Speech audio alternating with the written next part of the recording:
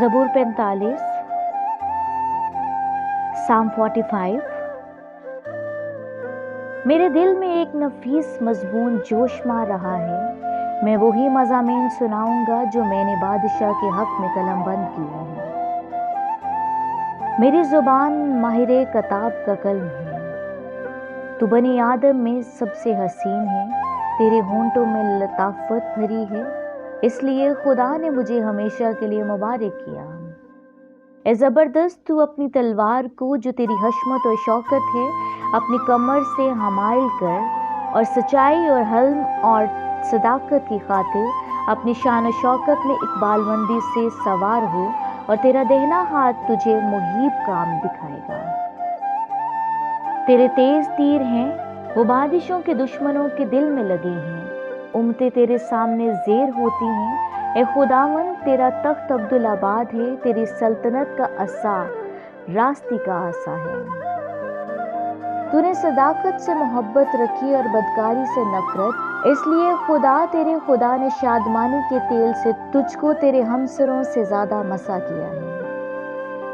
तेरे हर लबास से मुर और ऊद और तज की खुशबू आती है। हाथी दांत के महलों में से तारदार साजों ने तुझे खुश किया। तेरी मुअज़्ज़ज़ ख़वातीन में शहज़ादियाँ हैं, मलिका तेरे दहने हाथ और अफूस के सोने से आरास्ता खड़ी है। ए बेटी सुन, गौर कर और कान लगा, अपनी कौम और अपने बाप के घर को भूल जा, और बादशाह तेरे हुस्न का मुश्ताक होगा, क्योंकि वो तेरा खुदा है।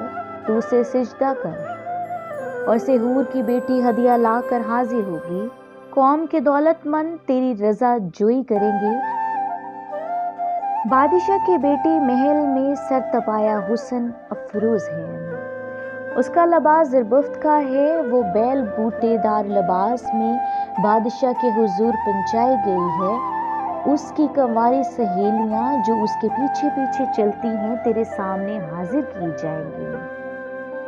वो उनको खुशी और खुरमी से ले आएंगे और बादशाह के महल में दाखिल होंगे। तेरे बेटे तेरे बाप दादा के जाननशीन होंगे, जिनको तू तमाम रुई जमीन पर सरदार मुकर्रर करेगा। मैं तेरे नाम की याद को नस्ल दर नस्ल कायम रखूंगा, इसलिए उम्मतें अब्दुल आबाद तेरी शुक्रगुजारी करेंगी।